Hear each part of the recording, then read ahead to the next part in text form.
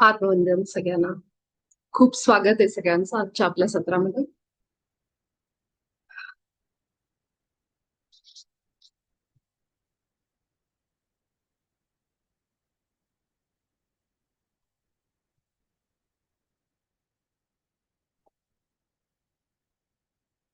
आपल्या सगळ्यांचे सद्गुरू महाअवतार बाबाजी, पितामह ब्रह्मर्षी पत्रीजी,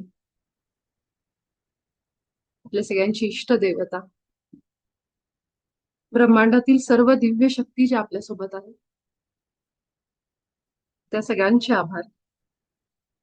आपण सगळेजण जे इथं ईश्वरी स्वरूपात आहात, त्या आपल्या सगळ्यांचे आभार.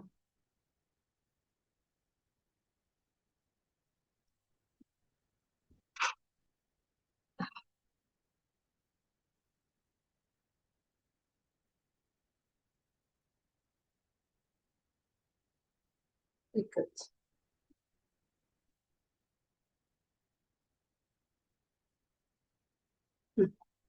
इंटरनेट थोडंसं अनस्टेबल होतं. आता दुसरं कनेक्शन कनेक्ट. हा.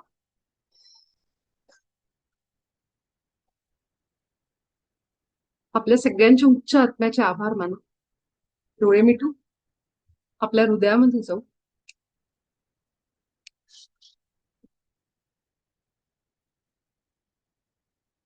एक दीर्घ श्वास घेत आपण ज्या विचारांमध्ये आहोत, जिथं कुठं आहोत, तिथून या सत्रामध्ये स्वतःला घेऊन या. आपलं मन, विचार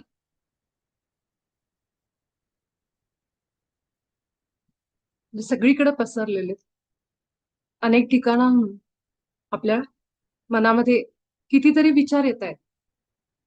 त्या सगळ्या विचारांना बाजूला करत आपल्या हृदयामध्ये या.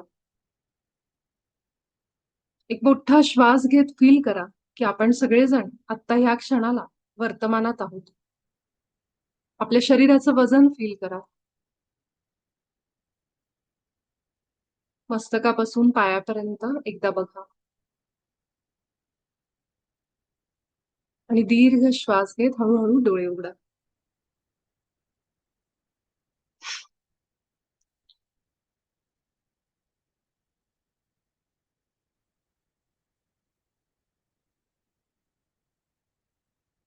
थोडंसं शेअरिंग तुमच्यासोबत आपल्या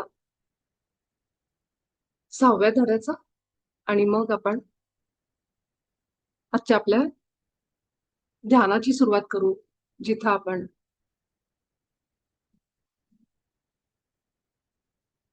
ज्याचा विचार केला की सत्यासहित क्षमा करणे हे आपण शिकतोय. मी 2 मिनिटं ब्लँक झाले की धड्याचं नावच आठवेना मला, आणि काय आहे, कुठला आहे 6वा धडा हेच मला आठवलं नाही, कारण मीच या सत्रामध्ये येताना थोडी गडबडीत आले. त्यामुळं ते आज पळत पळत आल्यामुळं 2 मिनिटं मला आठवलंच नाही की कुठला धडा सुरू आहे.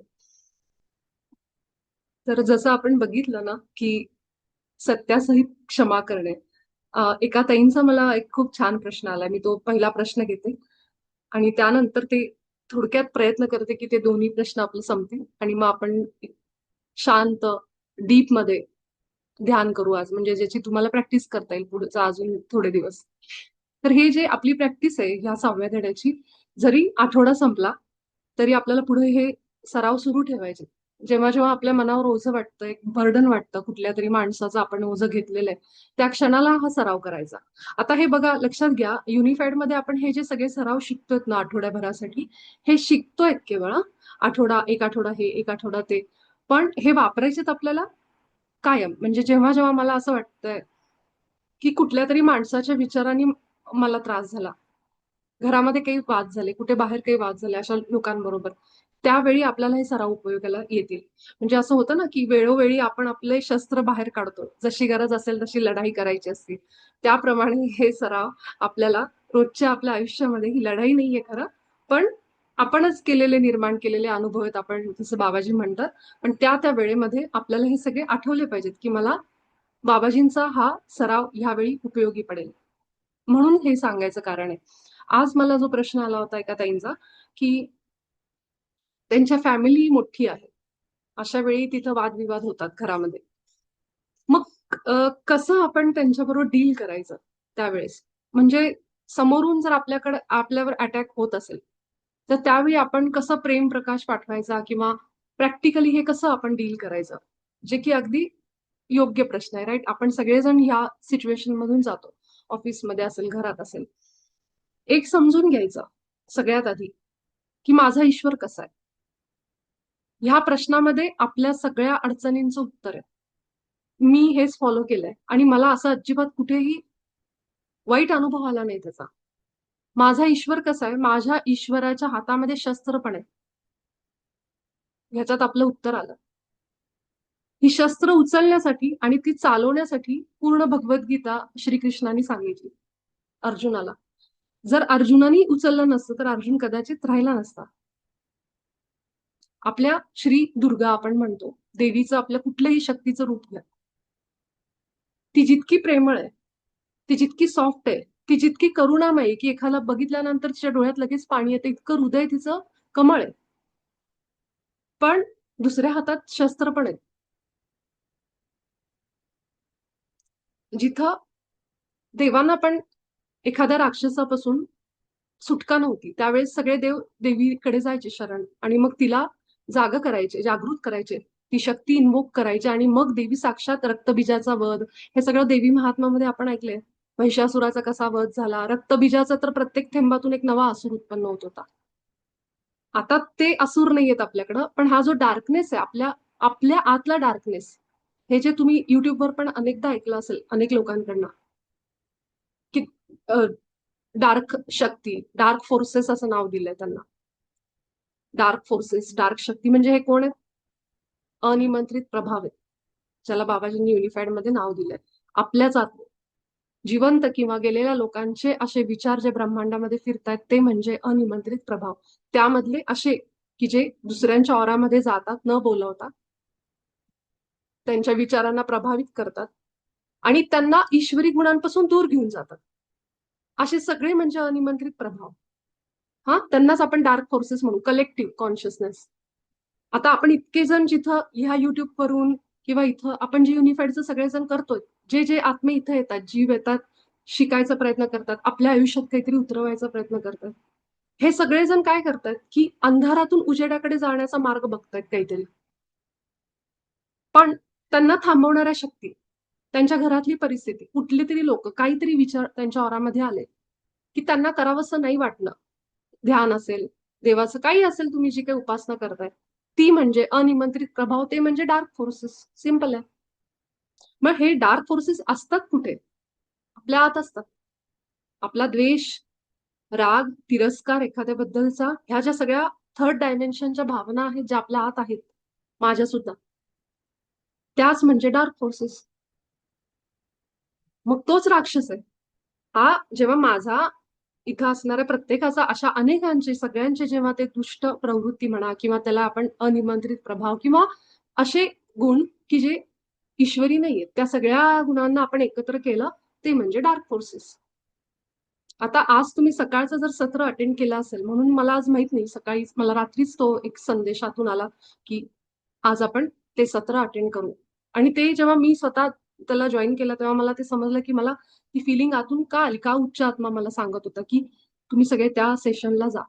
कारण आजचं जे सत्र होतं मॅडमचं, तुम्ही ऐकलं असेल, ते पूर्णपणे आपल्या आतमध्ये असणारी स्त्री तत्व आणि पुरुष तत्व, फेमिनाईन आणि मस्क्युलिन, ह्या दोन्ही पॉवर्सवर बद्दल त्यांनी सांगितलं.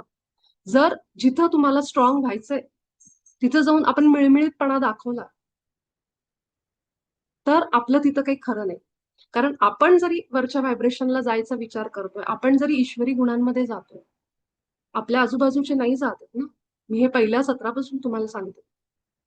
त्यामुळे ती जी लाईन आहे ना, ती कायम लक्षात ठेवायची की माझ्या संरक्षण करण्याचा मला पूर्ण अधिकार आहे. माझा ईश्वर साहसी आहे, माझा ईश्वर स्वतःचं रक्षण करणारा आहे. तो वीक नाहीये, स्ट्रॉंग आहे, शक्ती आहे. माझा ईश्वर शक्ती आहे. मग मी सुद्धा जेव्हा माझ्यापर्यंत अशा काही गोष्टी होत आहेत, मारामारी नाही, पण किमान तिथं मला स्वतःला डिफेंड करता आलं पाहिजे, संरक्षण करता आलं पाहिजे माझं. त्यामुळे त्यांचा जो प्रश्न होता, त्या प्रश्नाचं उत्तर हेच आहे की जेव्हा आपल्या घरामध्ये ऑफिसमध्ये कुठेही अशी परिस्थिती येते की जिथं आपल्याला बोलणं भाग आहे, उत्तर देणं भाग आहे. तिथं आपण प्रेम प्रकाश पाठवतो. हे कशामुळे प्रेम प्रकाश? ती फिलिंग म्हणजे काय, की मी ही जी काही माझ्यासमोर ड्रामा सुरू आहे, ही लीला जी सुरू आहे, त्याच्यामध्ये मी संरक्षण करतीये, पण आतून मला जाणीव आहे की हे जे काही मी उभं केलंय ना, हे कुठंतरी मला शिकवण्यासाठी आहे. काहीतरी मी लिहून आणलंय, माझ्या विचारांमध्ये काहीतरी चूक झालेली, जे बाबाजी काल आपण धड्यामध्ये बघितलं. आणि मग ही अवेअरनेस ठेवून जेव्हा आपण त्या मायेमध्ये उतरतो, त्या भावनांचा अनुभव घेतो, तेव्हा ते वेगळं असतं. पण माझ्या लक्षात नाही येते, मी त्याच क्रियेला प्रतिक्रिया देत देत देत देत जाते, मी अडकते त्याच्यामध्ये. आणि त्याचा त्रास घरी आल्यानंतर कितीतरी दिवस मला होतोय की त्या दिवशी असं घडलं, हा माणूस माझ्याशी असं वागला. त्यामुळे ते लक्षात ठेवायचे की सत्यासहित क्षमा करणे म्हणजे काय, की ज्या वेळेस तुम्ही ते वागताय त्यांच्याबरोबर, संरक्षण करणं पहिला आपला धर्म आहे. की मी, माझ्यावर जर कोणी हल्ला करत असेल तर मी स्वतःचं संरक्षण करायला पाहिजे. इतका मोठा आपला धर्मग्रंथ आपण ज्याला भगवद्गीता म्हणतो, त्याच्यामध्ये तर हेच दिलेलं आहे सगळं. जर अर्जुनाने जर त्याच्याकडून ते घडलं नसतं आणि अर्जुन जर कदाचित त्याला मारून टाकलं असतं, तर पुढच्या जन्मामध्ये येऊन पुन्हा त्याच्यासमोर तीच परिस्थिती उभी राहिली असती आणि त्याच सायकलमध्ये, लूपमध्ये, जन्म मरणाच्या फेऱ्यात तो अडकला असता. कारण ते शिकण्यासाठीच त्याला यावं लागलं असतं की संरक्षण, जरी तुझे लोक असतील तर तू त्या मोहात न अडकता पहिला स्वतःचं रक्षण कर. तुझ्या आतमध्ये पण ईश्वर आहे. आत्म, त्याला वाचव आधी. आणि ह्या धडा घेण्यासाठी पुन्हा पुन्हा त्याच्या स्वकीयांनी, स्वतःच्या लोकांनी पुन्हा पुन्हा त्याच्यावर हल्ला केला असता.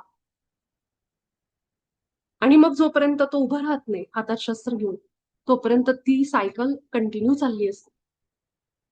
मग आपल्या आयुष्यात जर अशा व्यक्ती पुन्हा पुन्हा वारंवार करत असतील, तर आपला धडा लक्षात घ्या की मी स्वतः काय लिहितोय, निर्माण करतोय. एकतर माझ्या विचारात काहीतरी चूक आहे, ह्यातनं मला काहीतरी धडा मिळतोय. त्यावेळी मी योग्य ऍक्शन घेणं, म्हणूनच हे शहाणपण आहे. नुसतं पुस्तकांमध्ये आपण वाचतो, ज्ञान घेतो, ते ज्ञान आहे, केवळ ज्ञान आहे, की पुस्तकातून माहिती घेतोय, आपण गोळा करतोय. पण माझ्या आयुष्यात ती परिस्थिती उभी राहिल्यानंतर मी ते कशा पद्धतीने वापरते, हे म्हणजे आपलं खरं शहाणपण, ज्याला आपण विस्डम म्हणतो. त्यावेळी समजलं पाहिजे की कुठे मला संरक्षण, कुठे मला सरेंडर, ह्या सगळ्या बॉर्डर्स आखता आल्या पाहिजेत मला. आणि घरातली जरी लोक असली, अशी लोक की ज्या लोकांबरोबर बोलल्यानंतर मला अजिबात चांगलं वाटत नाही, मला असं वाटतं माझी एनर्जी डाऊन झाली, मी पूर्ण आत्मविश्वास हरवून बसले. कुणी असू शकतं अशी लोक, आपले आई वडील पण असू शकतात, भाऊ भावंड असू शकतात. मजे मजे ठीक आहे, पण जर कुणी सारखं सारखं आपल्यावर एक एक पूर्ण आपलं एक, ज्याच्यातनं आपल्याला म्हणतो ना की चांगली भावना नाहीये ते वारंवार, मला असं जाणवतं ते की कुठं मला कोण हर्ट करायचा प्रयत्न करतंय, काय करायचा प्रयत्न करतंय, ती सुद्धा आपल्याला एक शिकवण आहे की त्यातनं आपण काहीतरी, पण त्याची जबाबदारी आपण घ्यायची की हे जे काही होतंय, हे मीच दोष पण आणि त्याचं क्रेडिट पण. जर ती चांगली घटना असेल तर ती गोष्ट जेव्हा घडते ना, म्हणूनच आपण साक्षी होऊन बघतो की हे माझ्यासोबत आता सुरू आहे ना, ठीक आहे, मग तिथं मी कसं वागलं पाहिजे. प्लस त्या माणसाला दोष देऊन उपयोग नाहीये, याच्यातून मला काय शिकायचंय, की प्रत्येकाला खुश करण्यासाठी प्रत्येकाच्या मागं धावून धावून धावून आपण थकून जातो. मग आपला धडा हा आहे की तुम्ही बंद करा. माझी इच्छा असेल तरच, माझ्या आतून ती फिलिंग असेल तरच मी ते करायला पाहिजे. कुठेतरी जायचंय, शरीर आपल्या साथ देत नाहीये, ताप आलाय, काहीतरी झालंय, पण कुणाला तरी राग येईल म्हणून, कुणीतरी आपल्याला काहीतरी म्हणेल म्हणून आपण आपला विचार न करता त्या ठिकाणी पोहोचतो. ती वेळ आपण निभावून नेतो, पण पुन्हा पुन्हा तसे प्रसंग घडायला लागतात. कशासाठी? तू पहिला आत तुझं मन काय सांगतोय बघ, तुझा आत्मा काय म्हणतोय बघ, तुझ्या हृदयातून काय आवाज येतोय बघ. आणि त्याला तू डावलून त्या ठिकाणी जातोय दुसऱ्या कुणाला तरी खुश करायला. तर हे सगळे प्रसंग थोडे बघा. अगदी प्रेमाचा आपल्याला जर वाटलं ना, हा मला तिथं जायचंय, माझं ताप असू दे हरकत नाही, पण त्या व्यक्तीला मला भेटायचंय आणि त्या समारंभात मला जायचंय, तर मग हरकत नाहीये. ती आतून फिलिंग येते का बघा. कारण जर आपण असं केलं एकदा दोनदा, की कुणाला तरी दुसऱ्याला बरं वाटावं, दुसऱ्याला खुश आनंद मिळावा म्हणून, पण माझी इच्छा नाहीये, आपल्या इच्छेविरोधात आपण जेव्हा वारंवार त्या गोष्टी करतो तेव्हा प्रसंग पण तसेच उभे राहतात पुन्हा पुन्हा. मग जोपर्यंत आपण धडा घेत नाहीत त्यात नाही म्हणायला शिकत नाही, अशा लोकांबरोबर नाईलाजाने बसतो. ती बॉर्डर नाहीये, सीमा नाहीये आपल्याला. मग हे सुद्धा असं आपण एनर्जी घेतोय त्यांच्याकडनं ज्याची मला गरज नाहीये. असे अनिमंत्रित प्रभाव माझ्या आयुष्यात येतात, मला नुकसान करतात. मला इच्छाच होत नाही अशा लोकांबरोबर बसल्यानंतर की माझ्या आयुष्यात काहीतरी चांगलं करावं. कारण तोपर्यंत पूर्ण हे झालेलं असतं, मॉरल डाऊन झालेलं असतं. असे अनेक लोक आहेत. मी हे वेगवेगळे प्रसंग आहेत. त्याला एकाच प्रसंगाशी जोडू नका. हे सब्जेक्टिव्ह आहे. तर कोण कसं कुठल्या प्रसंगामध्ये कुठल्या इंटेन्शनने आपल्याशी बोलतं ह्या गोष्टी आपण लक्षात घेतल्या पाहिजेत. प्रेम प्रकाश कधी पाठवायचा की जेव्हा त्या व्यक्तीबरोबर झालेल्या वादविवादांचा माझ्या मनावर खोलवर परिणाम झालाय. मी त्यातून बाहेर येत नाहीये. त्यांच्याबद्दलचा राग, खूप प्रॉपर्टीमध्ये धोके मिळाले, काय काय बरंच झालेलं असतं ना गोष्टी. अशा वेळी जर माझ्यावर ती गोष्ट परिणाम करत असेल तर मग मी आतून हे वाक्य म्हणते की तुमच्यात तेवढी शक्ती नाहीये की तुम्ही माझ्या पूर्णत्वाला इजा पोचवू शकता, पण तरीही मी तुम्हाला क्षमा करते. म्हणजे बाबाजींनी आपल्याला सांगितलंय की दुसरं कुणीही असं नाहीये की जे आपल्याला इजा पोचवेल. आपणच आपल्या कथेचे लेखक आहोत, निर्माते आहोत. सगळी पात्र आपणच प्ले करतोय. हे जरी माहित असेल तर ह्याचा अर्थ असा नाही की आपण त्या प्रसंगामध्ये कुठेतरी दुर्बलता स्वीकारायची. कारण तो प्रसंग आपण लिहिलेला असतो. मला समजावं की स्वतःची पॉवर स्वतःच्या हातात कशी ठेवायची, स्टँड कसा घ्यायचा स्वतःसाठी, हा माझा धडा असू शकतो. कधी कधी आपण बोलताना बोलतो बघा एकेकांना की अगं मला जमतच नाही वाईट वागणं कुणाशी, मला जमत नाही ग नाही बोलणं तोंडावर, असं म्हणतो आपण. कारण आपण इतके चांगलं असतो की आपल्याला असं होतं की कसं नाही म्हणावं, ते ऑकवर्ड वाटतं आपल्याला. अशा वेळी तो जो विचार आहे ना, जो माझ्या मनात आला तोच विचार आहे की जो असा अनुभव निर्माण करतो माझ्या समोर, ज्याबद्दल बाबाजी बोलतात. मग कुणीतरी समोरून आपल्याला असा प्रसंग तयार करतो की तुला नाही म्हणायला पाहिजे, असं काहीतरी तयार करतो तो प्रसंग. पण आपण त्यावेळी परत तेच करतो की इच्छा नसताना त्या गोष्टी करतो त्याला खुश करायला. आणि मग तो राग मनात राहतो की मला हे करावं लागलं, माझी इच्छा नाही. मग त्या रागाबद्दल बोलतात बाबाजी की तुम्हीच तो प्रसंग तुमच्या विचारांनी ओढवून घेतला, हे आपल्याला कळत नाही. हे सगळं जे आहे हे आपल्या डोळ्याआड घडतं. म्हणून आपण ह्या गोष्टी लक्ष देऊन बघायच्या की जेव्हा मी खूप मनामध्ये धरल्यात काही गोष्टी आणि त्याचा माझ्या आयुष्यावर परिणाम होतोय, शरीरावर परिणाम होतोय विचार करून करून त्या लोकांचा, हे असे वागले असे वागले असे वागले माझ्यासोबत, त्यावेळी आपण हे वाक्य म्हणायची आणि आतमध्ये पॉवर निर्माण करायची स्वतःची की असे कुठले विचार आहेत की जे मला ईश्वराच्या गुणांमध्ये जगू देत नाहीयेत, ते आठवायचं. त्यावेळी तुम्हाला खूप खूप उत्तर मिळतील. मग माझा धडा हा होता, करेक्ट. मग ह्यासाठी मी प्रेम प्रकाश पाठवते त्या लोकांना, कारण त्यांची काही चूक नाहीये, सगळे माझे धडे. म्हणजे स्वतःची जबाबदारी पूर्णपणे, दोष आणि चांगले गुण, आपलं काही आयुष्यात सक्सेस असेल किंवा फेल्युअर असेल, द्वैतात आपण जसं बघतो, ह्या दोन्हीची जबाबदारी आपण घ्यायची. आता हेच लिहिलंय. पुढचा जो धडा आहे ना तो ह्याच्यापेक्षा जबरदस्त. हे जे आपण ऐकतो सत्यात सहित क्षमा करणे, ह्याचा पुढचा जो धडा आहे तो तर अजून आपल्याला किती काय काय दाखवणार आहे. त्यामुळे बघा की मी ईश्वरी प्रतिमेत आहे हे वाक्य जे आपल्या पहिल्या धड्यात शिकले ते असंच म्हणलेलं नाहीये. आपण खरोखर आहोत. आत्ता जरी मी या गोष्टी बघतीये चूक बरोबर, कारण मी द्वैतात उभी राहून या शरीरातून बघतीये, पण आपण सगळेजण ऑलरेडी संपूर्ण आहोत, परिपूर्ण आहोत. कुणी काही का म्हणेना, त्या गोष्टी माझ्यात आहेत. फक्त मला आठवायच्यात त्या गोष्टी. आणि जेव्हा आपण क्षमा करायला लागतो, तुम्ही आठवड्याच्या नंतर सुद्धा बघा हा प्रयोग करून, तुमच्या आतमध्ये एनर्जी तुम्हाला जाणवेल. त्या लोकांना माफ करून तुम्ही बर्डन फ्री होऊन जाल आणि स्वतःची पॉवर म्हणतो ना, असं विखुरलेलं आपलं लक्ष, आपली एनर्जी, अवेअरनेस, त्या लोकांना आपली जी एनर्जी जात होती, आता जर मी बसल्या बसल्या इथं वर्षाचा विचार करायला लागले, सहज बसल्या बसल्या की वर्षा मला असं म्हणली, घरात काय करत असेल, असा माझ्या मनामध्ये तिच्याबद्दल विचार येतोय. माझी जी एनर्जी ना मी सगळी वर्षाला देते. त्यामुळं लक्ष ठेवायचं की आपण किती कुणाचा विचार करतो.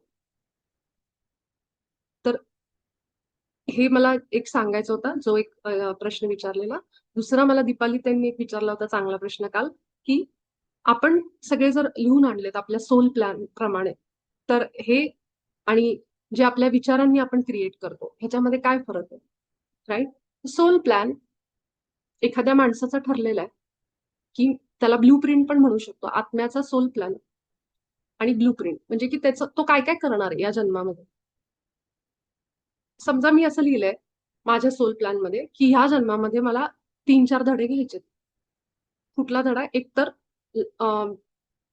माझ्यावर अन्याय होत असेल तर मला उभं राहणं शिकायचं, संरक्षण, लोकांपासून बाउंड्रीज, हेल्दी हेल्दी बॉर्डर्स म्हणतो ना आपण, की तेवढ्या पुरतं आपण त्यांच्याशी बोलतोय करतोय, पण मला वाटलं की हे मला नाही आवडत आहे ही एनर्जी, तर मी तिथून निघून गेलं पाहिजे किंवा नाही म्हणायला शिकलं पाहिजे. ह्या माझे धडे. अजून 2-3 धडे ह्याच्यामध्ये ऍड करा, की स्वतःची काळजी घेतली पाहिजे. बाहेर जाताना रिस्क घेता कामा नये जास्त. हेल्मेट घालणं किंवा अशा गोष्टी, की तुम्ही प्रवासामध्ये, तर ही काळजी स्वतःची मी घेते का, की केवळ दुसऱ्यांचीच घेत बसते. तिसरा असेल स्वतःच्या कामाचं क्रेडिट घ्यायला शिकणं, श्रेय घेणं. हे माझा तिसरा धडा आहे. तर असे 3-4 मी धडे माझ्या सोल प्लॅन मध्ये लिहून आणले. आता मी जेव्हा माझी जडणघडण होत असते ना, तेव्हा माझे विचार ज्या परिवारात मी वाढते, त्या परिवारामध्ये माझ्या घरामध्ये सगळ्यांना जर सवय असेल की लोकांना खुश करायचं, लोकांच्या मदतीला धावून जायचं, ठीक आहे, पण गरज नसताना लोकांना बरं वाटावं म्हणून त्यांना आनंदी करत राहायचं, स्वतःचं मन मारून. अशा जर मी घरात वाढली तर माझ्यामध्ये तेच संस्कार येणार. मी शिकणार माझ्या आई वडिलांचं बघून. मग मी पण तशाच संस्कारांमध्ये मोठी होती. मग माझ्यासमोर असेच प्रसंग पुन्हा पुन्हा येणार, की जिथं मी आतून दुखतीये, खूप मला वाईट वाटतंय, पण त्या माणसासाठी मी, हा ठीक आहे तुमचं हे काम करू आपण, ठीक आहे मी तुम्हाला हे करून देते, आणि घरी आल्यानंतर मी थकून जाते, अगदी शरीर माझं हे होऊन जातंय, मला रडू येते, खूप त्रास होतोय त्याचा, म्हणजे पण मी त्या माणसाला नाही म्हणू शकत. कशामुळे? तर मी घरात बघितलंय माझ्या आई वडिलांचं वागणूक कशी आहे, ते किती सगळ्यांना हे करायचे, त्यांची स्वतःची किती का हाल होईनात पण ते दुसऱ्याला मदत करायचे. समजतंय? माझी जडणघडण तशी झाली, मी तसंच वागणार आणि मग तसेच प्रसंग पुन्हा पुन्हा माझ्या आयुष्यात येणार आणि मला काय वाटणार, ही लोक अशी का वागतात, त्यांना दोष देणार मी. पण माझा धडा हाच आहे, म्हणजे आपला सोल प्लॅन, जे आपल्याला धडे घ्यायचे आणि आपले विचार, त्यात जर मी जागी झाले आणि त्यात जर मला कोणी सांगणार भेटलं, की तू का स्वतःचं असं करून घेते, तुझी काळजी घे, नाही म्हण काही होत नाही, हे जर मला कोणी त्यावेळेस सांगितलं, तर त्या सायकल मधून मी कदाचित बाहेर पडते. बरं सांगितलं पण मला ते पटलं पाहिजे ना. हा, काही जणांचे विचार इतके घट्ट असतात ना ते, की त्यांना वाटतं असं केलं तर पापच लागेल मला. ते लगेच द्वैतात, चूक बरोबर पाप पुण्य ह्याच्यातच तोलायला लागतात सगळं. त्यांना हे कळत नाही माझ्या आतमध्ये ईश्वरच आहे. समजते तुम्हाला आता को रिलेशन कसं आहे? म्हणून आपला सोल प्लॅन आणि आपली विचारांची सुरुवात ही सगळी एकत्र आहे बांधलेली. त्यातनं जर युनिफाईड सारखं आपल्या आयुष्यात कोर्स आला किंवा आपण आत्मज्ञानाला लागलो, तर आपली त्याच्यातून सुटका आहे. तर आपण त्याच्यातनं सुटतो. कारण आपल्याला हे समजतं, की पहिली मी इथं आहे ती माझ्यासाठी. इथं मी पहिलं माझ्यासाठी आले. मला ते अनुभव, माझ्यातून ईश्वर सगळे अनुभव देतोय. हे समजलं मला. आता मी माझी काळजी घेतली पाहिजे. दुसऱ्यांबद्दल पण ते भाव ठेवले पाहिजे अर्थात. पण आधी स्वतःला जपून. डॉक्टरच आजारी पडला तर पेशंटला आपण कोण चेक करणार? त्यामुळे मला जेव्हा हे प्रेम माझ्या आतमध्ये जे आहे, जे बाबाजी म्हणतात की सरबत, प्रेमाचं ते सरबत चव घेण्यासाठी तुम्ही या शरीरात आला आहात. आपण सगळे प्रेमाने बनलोय. त्याचा जर अनुभव घ्यायचा असेल त्या प्रेमाचा, तर आधी मला स्वतः प्रेमाने भरलं पाहिजे आणि स्वतःला प्रेम दिलं पाहिजे. तर मी जेव्हा भरून व्हाईन ना, तेव्हा मी लोकांपर्यंत पोहोचवेन. मी स्वतःचीच काळजी घेत नाही, मी स्वतःलाच नावं ठेवते, मी अशीच आहे, मी तशीच आहे. सगळे दोष जर स्वतःत बघत असेल, तर कसं मी ते बाहेर सगळ्यांना देऊ? तर जसे आपण आहोत तसे परिपूर्ण आहोत, म्हणून बाबाजी हे म्हणतात, की तुम्ही जसे आहात ना आत्ता ह्या क्षणालाही तुम्ही परिपूर्ण आहात. हे खूप खोलवर आहे पुस्तक. मी तुम्हाला पहिल्या दिवसापासून सांगते. आपले सगळ्यांचे विश्वास मोडून पडणार आहेत शेवटी जाईपर्यंत. त्यामुळं ह्याला केवळ एक पुस्तक म्हणून बघू नका. आणि ज्यांना खरोखर आत्मज्ञानाची आवड आहे ना, तेच ह्याच्यामध्ये टिकणार आहेत. उगाच एक पुस्तक वाचून सोडलं असं नाही करायचं आपल्याला. आपल्याला खरोखर आपल्या आयुष्यात खऱ्या अर्थाने स्वातंत्र्य मिळवायचंय सगळ्या गोष्टींपासून. देवाची तर इतकी भीती घालून ठेवली आपल्याला, की सतत वाटतं देव कुणी बाहेर आहे, देव कुणी बाहेर आहे. इतके आपल्याला लहानपणापासून इतके समज आहेत, गैरसमज करून ठेवलेले. हे करू नको, हे असं नको, हे नको, नको नको असं त्या भीतीने असं वाटतं देव आहे का राक्षस आहे. इतकी भीती घातली. तुमच्या बाबतीत नाही, माझ्या बाबतीत तर खूप झालेलं आहे असं. त्यामुळं मी ठरवलं की देव माझ्या आत आहे. संपलं. मी डोळे मिटते आणि त्याला आठवते आणि इतकं प्रेम देते. मग ते बाप्पा असतील, रेणुका मा असेल, कुणी असेल, की तुम्ही माझ्या आत आहेत. आता मला काहीच भीती नाहीये. मी त्या गोष्टी सगळ्या करते ज्यासाठी मला भीती घातली होती. उलट तेव्हापासून मला असं वाटतं की मी जास्त फ्री झाले. त्यामुळे बघा की आपल्याला कुठली गोष्ट भीतीमध्ये अडकवते, ती गोष्ट ईश्वरी नाहीये. ईश्वर आपला भीती नाहीये, ईश्वर आपला प्रेम आहे. माझा ईश्वर प्रेम आहे. मग जर मला कुठल्याही गोष्टीमुळे भीती वाटत असेल, तर ती गोष्ट ईश्वरी नाहीये. ती गोष्ट माझ्यासाठी नाहीये. कारण मी ईश्वराच्याच प्रतिमेत आहे. आणि मी बाबाजींच्या सत्यावरच चालले. आणि तुम्ही पण इथून पुढे जेव्हा हे सगळं करत आहात, तेव्हा एक मार्ग निवडलाय ना, त्याच सत्यावर राहायचं. त्यामुळं आपल्या प्रत्येक गोष्टीच्या वेळी, प्रॉब्लेमच्या वेळी विचार करायचा, की माझा ईश्वर हे आहे का? जर असेल तुम्हाला वाटतं, की माझा ईश्वर संरक्षण करू शकतो, तर त्यावेळेस घाबरायचं नाही. बिनधास्त पुढे जायचं. आपला आतला आवाज सांगतोय, की तुझा ईश्वर साहस आहे, धाडस आहे, संरक्षण आहे, स्वसंरक्षण. मग मला हक्क आहे पूर्ण.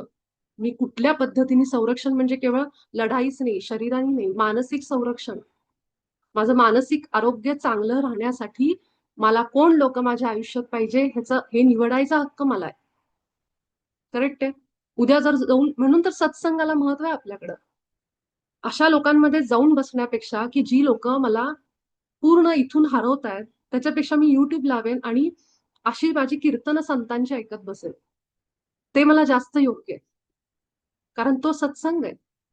साक्षात अशा लोकांबरोबर मला ऐकायला मिळते त्यांची पारायण, प्रवचन जे काही मिळते ते, की जे मला ईश्वरी गुणांमध्ये ठेवेल, प्रेमात ठेवेल, करुणेत ठेवेल. आणि दरवेळी अशा कुठला अन्याय होत असेल त्यावेळी आठवायचं, की माझ्या ईश्वराच्या हातात शस्त्र आहेत, आयुध आहेत, तलवार आहे, चक्र आहे, सगळे आहे. त्यामुळं ते सहन करायला मी नाही. आणि हाच माझा धडा असतो. त्यावेळी जर असा प्रसंग आला आपल्या समोर, तर तो आपला धडा असतो. त्यावेळी आपण प्रयत्न करायचा की कसं मी माझं संरक्षण करू शकेल. तर आय होप की ते जे दोन्ही प्रश्न आहेत ते नीट सगळ्यांना समजले असतील. आणि आपला सोल प्लॅन आणि आपली जडणघडण ही सगळी कनेक्टेड असते. जे सगळं भोगून झालं की आपण इथे येतो. त्यामुळे आता तुम्ही इथं आलात ना, आता तुमच्या कर्म बिर्म हे सगळं विसरून जावा आता तुम्ही. की आता कर्म नाहीयेत आपल्याला, आपण मुक्त झालोय कर्मातनं. ह्याच्या पुढं आपलं काम करताना कर्माचा विचार करायचा नाही. आणि हे तुम्हाला कळेल मी जे सांगतेय ना आता का असं म्हणते. सगळीकडे तर असं सांगतात की कर्मातनं सुटका नाही, कर्मभोग आहेत. तुम्ही जेव्हा पुढे पुढे जाल युनिफाईड मध्ये तुम्हाला सगळं कळेल की कर्माचं ग्रीड संपलेलं आहे पृथ्वीवरून. ही माहिती त्याच लोकांपर्यंत पोहोचती जे त्या लेवलला, त्या स्तराला असतात. त्यामुळं कर्म वगैरे काही नाहीये, ते संपलेलं आहे सगळं. तर आपण आपल्या आजच्या सत्राची सुरुवात करू. डोळे मिटू आणि ध्यान अवस्थेमध्ये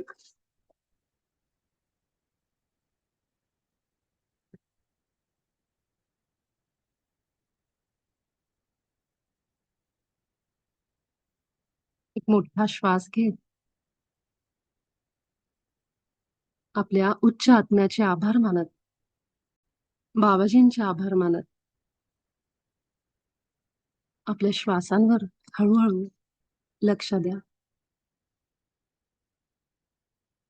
आपल्या हृदयात जाऊन सगळ्यात आधी एक संकल्प घ्या. की मी माझ्या ईश्वरासोबत एक आहे. आपलं हे एक वाक्य आपल्याला ईश्वरी गुणांमध्ये घेऊन येतं, आपली शक्ती आपल्याला दाखवतं. त्यामुळं दिवसभर जेव्हा जेव्हा आपण आठवण करू आपल्या ईश्वराची, तेव्हा लगेच म्हणा की मी आत्ता ह्या क्षणाला माझ्या ईश्वरासोबत एक आहे. माझा ईश्वर प्रेम आहे, प्रकाश आहे, आनंद आहे, करुणा आहे, उत्साह आहे. आणि मी सुद्धा प्रेम, करुणा, आनंद, उत्साह.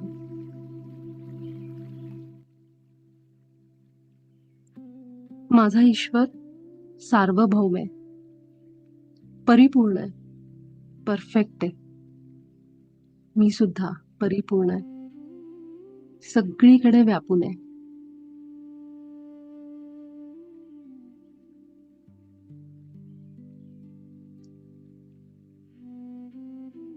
माझा ईश्वर चैतन्य, आनंदाने भरलेला आहे, काठोकाठ भरलेला आहे. आणि मी सुद्धा.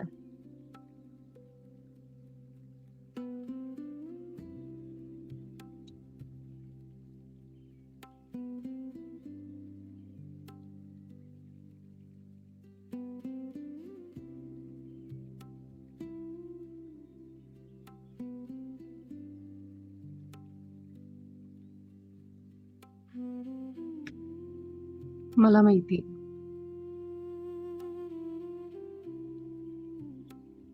की काही लोकांनी माझ्या आयुष्यात आतापर्यंत मला दुःख आणि त्रास दिलाय असं मला वाटतंय.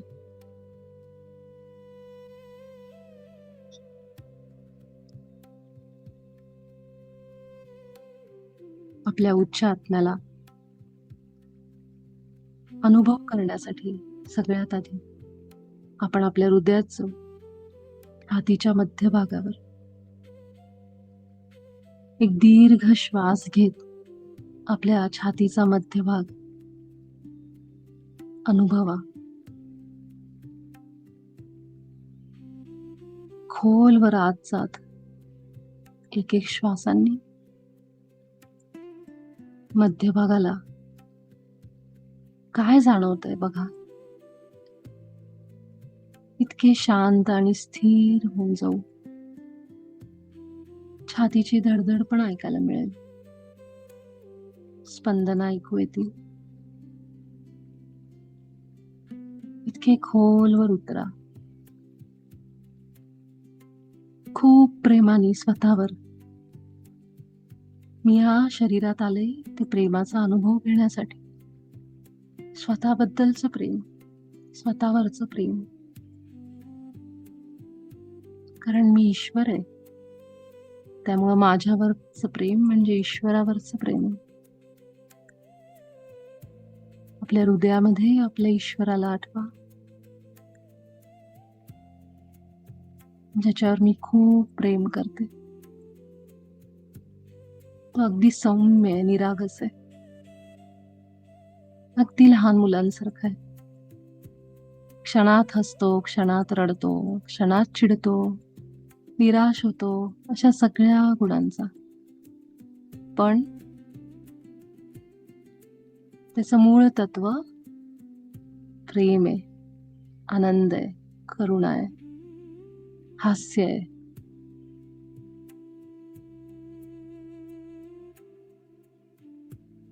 असा बहुरंगी आहे, सुंदर आहे. आपल्या उच्च आत्म्याला म्हणा, अशा सगळ्या लोकांची नावं तू माझ्या समोर आण, ज्यांना क्षमा करण्याची गरज आहे.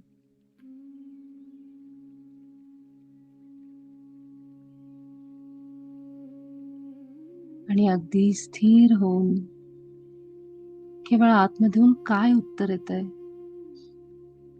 काय फिलिंग येत आहेत याकडे लक्ष देऊन बसा. केवळ बघा, कोण अशी लोक आहेत, कुठले असे प्रसंग घडलेले आहेत की ज्यांना क्षमा करायची गरज आहे.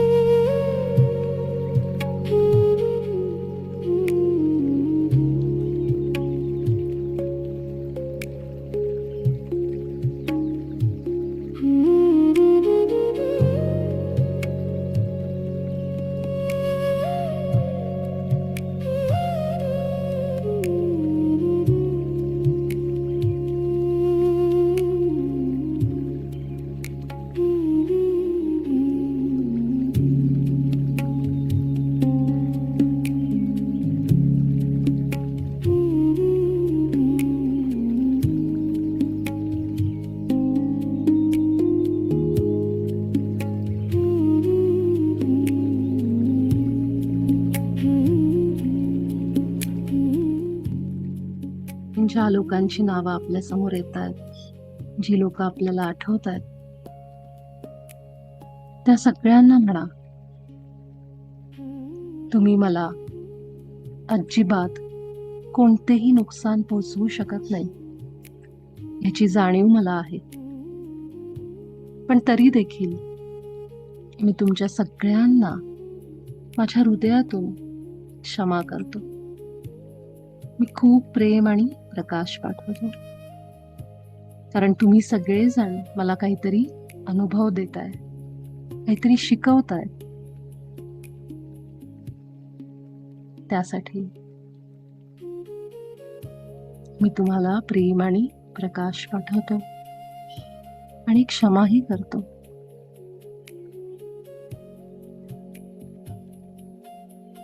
तुम्ही तेच करत आहात जे करण्यास मी तुम्हाला सांगितले आहे.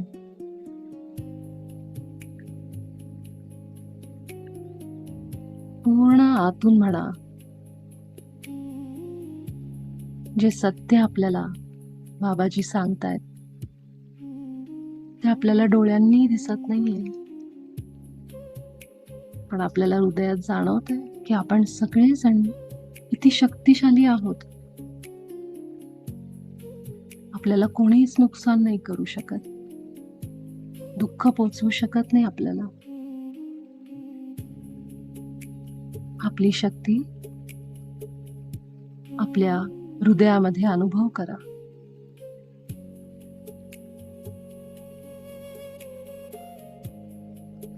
आणि क्षमा करा त्या लोकांना. ते आपल्या सांगण्यानुसारच वागतायत. सोडून द्या, ते सगळं रिलीज करा, मोकळे व्हा.